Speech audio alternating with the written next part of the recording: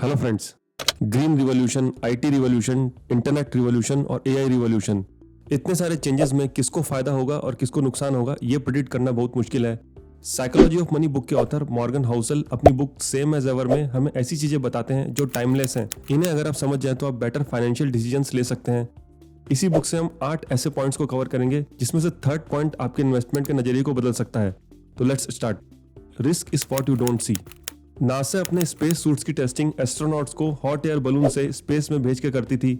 ऐसी ही एक टेस्टिंग में स्पेस को टच करके नीचे आ रहे पायलट विक्टर प्रैथर ओशियन में लैंड होने के बाद फ्रेश एयर लेने के लिए उन्होंने अपना हेलमेट खोल दिया, बट हेलीकॉप्टर की रेस्क्यू लाइन से कनेक्ट करते समय उनका पैर स्लिप हो गया और वो ओशियन में गिर गए, जिससे उनके सूट में पानी भर गया और वो अपनी जान से हाथ धो बैठे।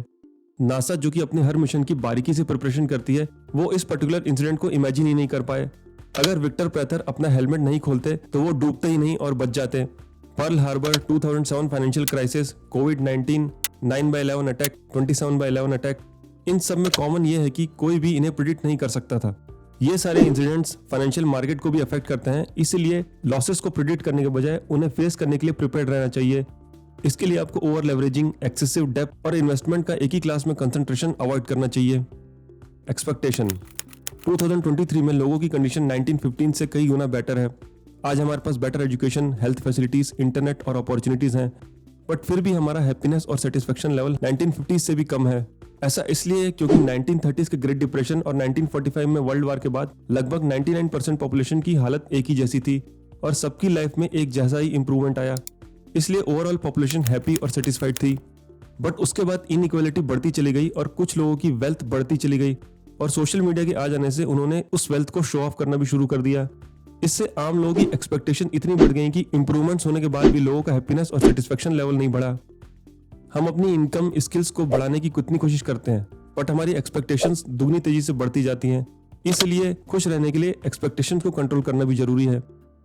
Story not statistics. Battle of Bulge, जो कि वर्ल्ड वार 2 में जर्मनी और अलाइज की लास्ट बैटल थी। इस बैटल में अलाइज को लग रहा था कि जर्मनी पूरी तरीके से गिव अप कर चुका है और दिसंबर के विंटर्स में ज्यादा लड़ भी नहीं सकता। इसलिए अलाइज ने जर्मन से लड़ने के लिए एक छोटी सी फोर्स भेजी और रीइंफोर्समेंट का प्लान भी नहीं बनाया। उन्होंने सारी प्लानिंग आर्मी के नंबर्स, कोल्ड सीजन और डिस्टेंस को लेकर की थी और लॉजिकली जर्मन्स जीत ही नहीं सकते थे।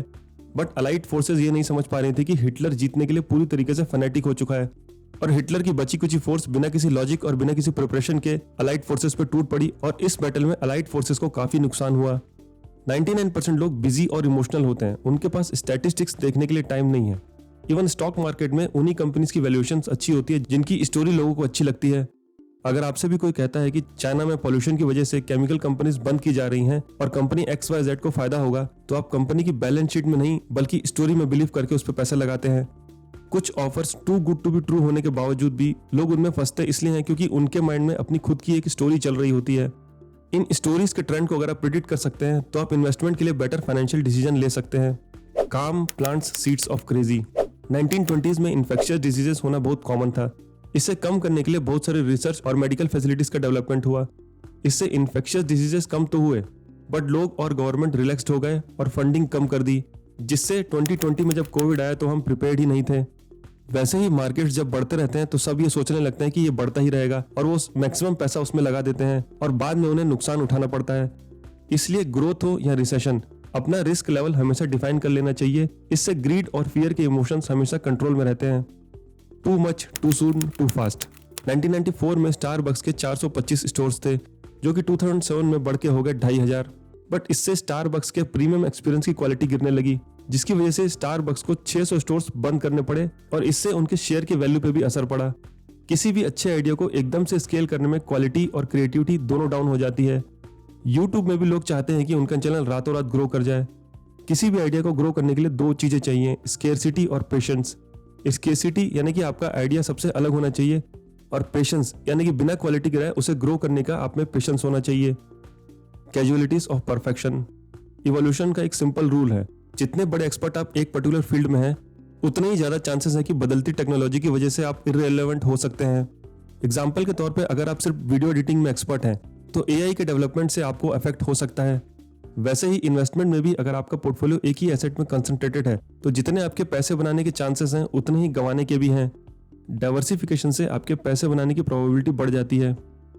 Next, it's suppose to be hard. YouTube में अगर आपको ग्रो करना है तो कई एडवाइजेज आपको मिल जाएंगी, जैसे कि थंबनेल कैसे बनाना है, हैशटैग कैसे यूज करना है, एडिटिंग कैसे करनी है। ये सारे हैक्स इंपॉर्टेंट तो लगते हैं, बट सबसे इंपॉर्टेंट है वैल्यूएबल कंटेंट, जिसकी इन्फॉर्मेशन आपको बहुत कम मिलेगी। आपने ऑब्जर्व किया होगा कि क्रिंज और लो वैल्यू कंटेंट बनाने वाले भी यूट्यूब में सक्सेसफुल होते हैं। हर फील्ड के कुछ पॉजिटिव्स और नेगेटिव्स होते हैं जो आपको एक्सेप्ट करने ही पड़ते हैं। स्टॉक मार्केट में भी बाकी एसेट क्लास से आपको ज्यादा अच्छे रिटर्न्स तो मिल सकते हैं, but short term down set के लिए आपको रेडी भी रहना होगा। Harder than it looks and not fun as it seems.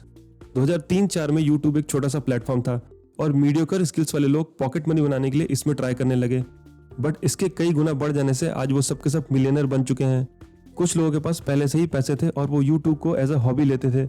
आज वो फुल टाइम यूट्यूबर बन चुके हैं और काफी फेमस हैं। लेकिन इन सब में कॉमन बात यह है कि इनमें से कोई भी अपनी कमियां, इनसिक्योरिटीज या एडवांटेजेस आपके साथ शेयर नहीं करता। सब अपनी परफेक्ट इमेज बना के रखते हैं। जब आप उनके स्ट्रगल्स या एडवांटेजेस को जाने बिना उनके जैसे सक्सेसफुल बनना चाहते हैं और बन नहीं सकते हैं, तो आपको सेल्फ डाउट होने लगता है। आपको ऐसा लगने लगता है कि वो एक्स्ट्रा ऑर्डिनरी है और आप उनकी लाइफ और उनके ओपिनियंस को ज्यादा वैल्यू करने लगते हैं। आपकी ट्रू वैल्यू आपके लाइफ के एक्सपीरियंस से डिसाइड होती है, ना कि दूसरों से कंपैरिजन से। इन्वेस्टिंग के लिए भी एडवाइजर्स तो आपको कई बुक्स में मिल जाएंगी, लेकिन आप अपनी लाइफ के एक्सपीरियंस के हिसाब से ही डिसीजन लेंगे। वॉरेन बफेट की एक सेइंग है कि be greedy when others are fearful, यानी कि जब सब बेचने में लगे हो तो आपको खरीदना चाहिए। लेकिन अगर आप मार्च 2020 के सिचुएशन को ऑब्जर्व करें तो कोविड के आने के बाद शेयर मार्केट क्रैश हो गया। अगर आप अपने एक्सपीरियंस को रिकॉल करें तो सबकी तरह आपको भी मार्च 2020 में यही लग रहा होगा कि सिचुएशन खराब होने वाली है, इसलिए आपने भी सोचा होगा मैं अपने पैसों को सेव कर लेता हूँ। थ्योरी और एडवाइजर्स में ध्यान देने के बजाय इन्वेस्टिंग में हमेशा लॉन्ग टर्म व्यू रखना चाहिए, जिससे डिजास्टर्स, कैलेमिटीज और एडवर्स सिचुएशंस का इफेक्ट आपके डिसीजन मेकिंग में कम से कम हो। So that's it guys. अगर आपको इस वीडियो से वैल्यू मिली हो तो लाइक कर दीजिए। ऐसी बुक हम इसके लिए चैनल को सब्सक्राइब कर लीजिए। धन्यवाद।